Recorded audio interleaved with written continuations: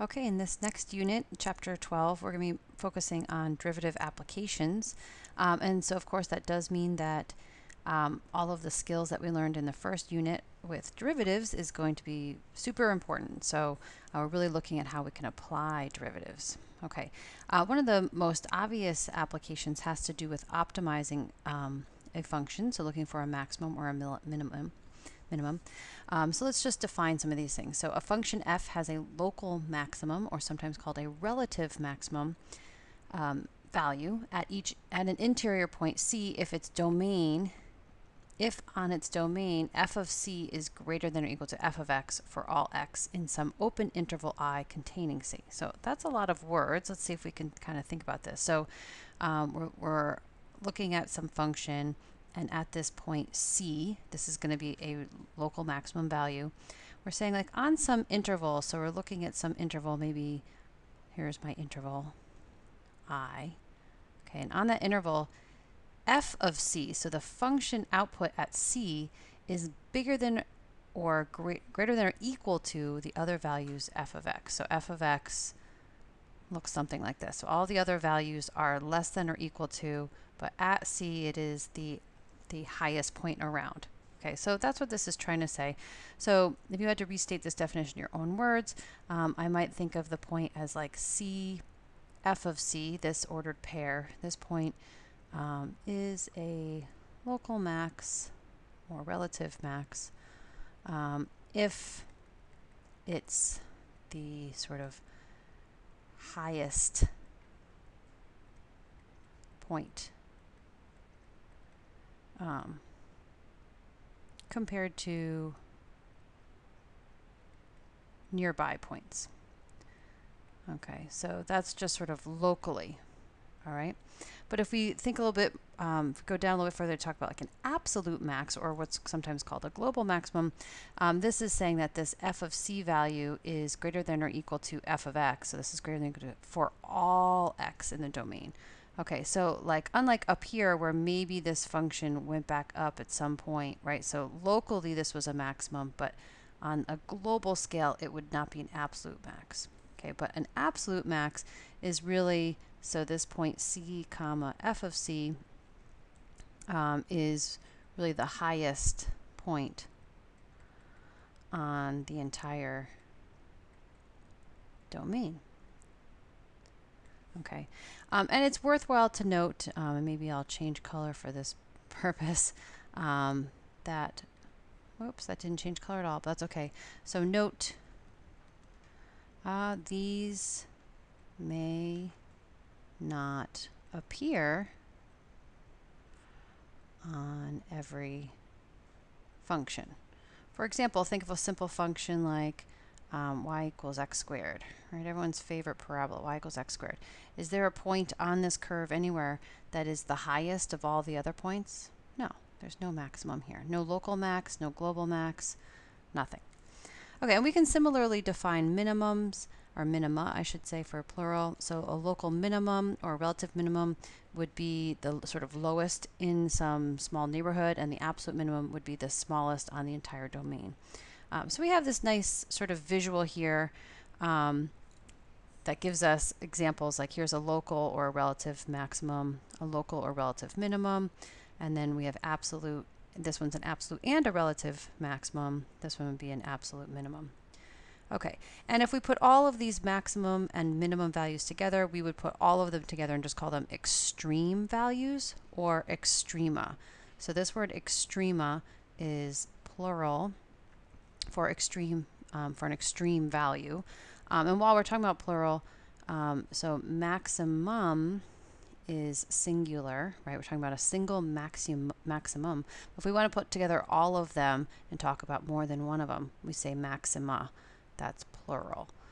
And similarly for minimum is our singular, but if we want to talk about more than one minimum, we talk about minima. That's the plural. Okay, so if you're going to use the word, please use it properly in terms of singular and plural. Okay, so here's an example of, so all of the points labeled with an A are local maxima. Note the plural there because we've got more than one maximum. And all the points labeled with a B are local minima.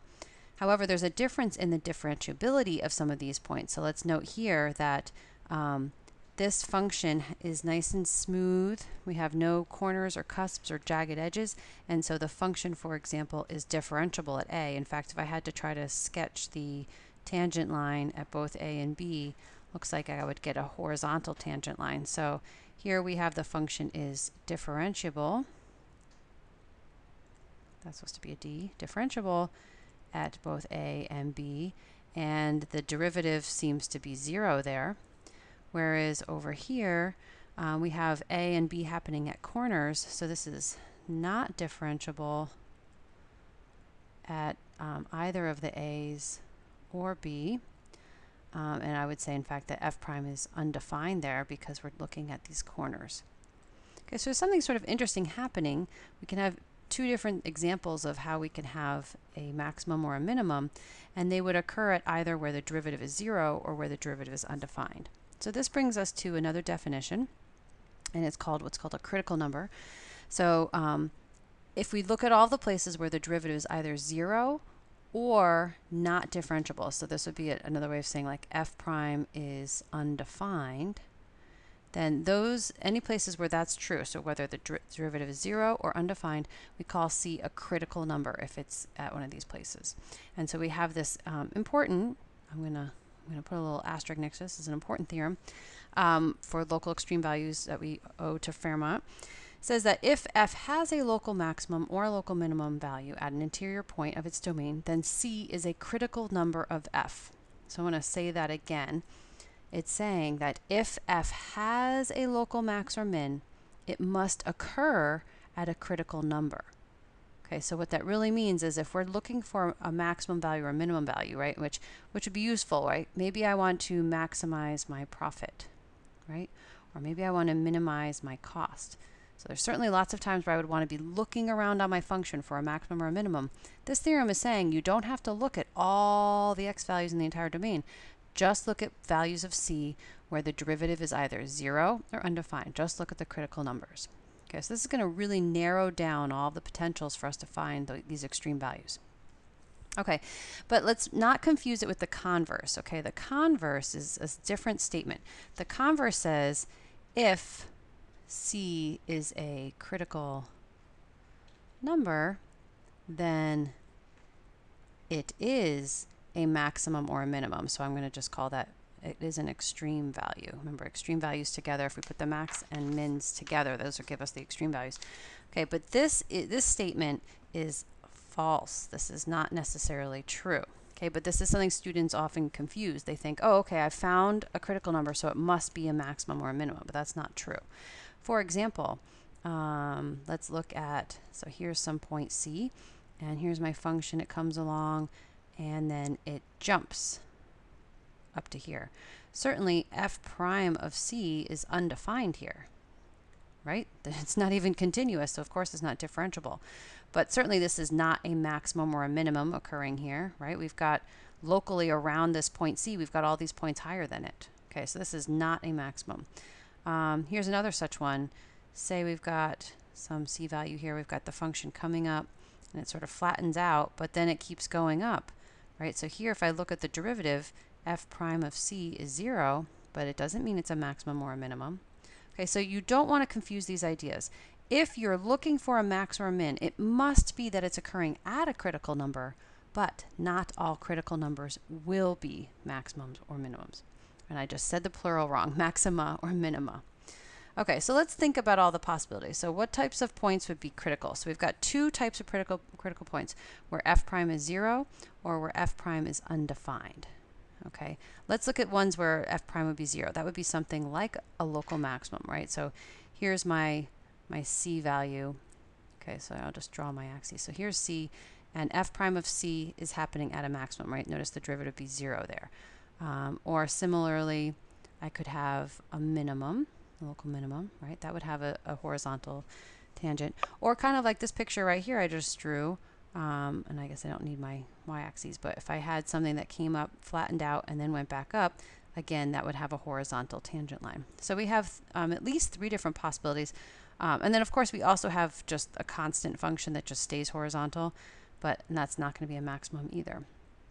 Okay, so any C value there. How could f prime be undefined? Well, certainly, as we already talked about, we might have something where the function's not continuous. So maybe there's like a hole or something right there. That would, if the function's not continuous, we know this from the first unit, if the function's not continuous, that's certainly not differentiable. We might have like a cusp, right? Maybe at C, we have some cusp happening or some corner happening. Here, let me squeeze in another one, a corner. So at C, we might have like a corner. If we have any kind of jump discontinuity, infinite discontinuity, removable discontinuity, so any of these sorts of things would make the derivative undefined, right? And so therefore, of course, that's going to be a critical value. Or we could even have a place where the slope is, that's a little bit exaggerated, but the slope is vertical, right? That would mean the derivative is undefined. This is an exaggerated curve because, of course, the function would have to be a function. So I'm trying to make it look like it would pass the vertical line test, but I think looks a little bit like it wouldn't, but I think you get the idea. Okay, so of all of these, let's take note. Let's see if I can change the color here. So this one is certainly a maximum. Here's a minimum. We've got more maxima here, right? So certainly all of those would be extreme values, but this one would not be, this one's not, this one's not, this one's not, this one's not, right? So this is really emphasizing the idea of this theorem up here and that the converse isn't true. So if you're going to be a maximum or a minimum, it's going to occur at a critical point, but not every critical point is going to occur at, not every critical point is going to be a max or a min.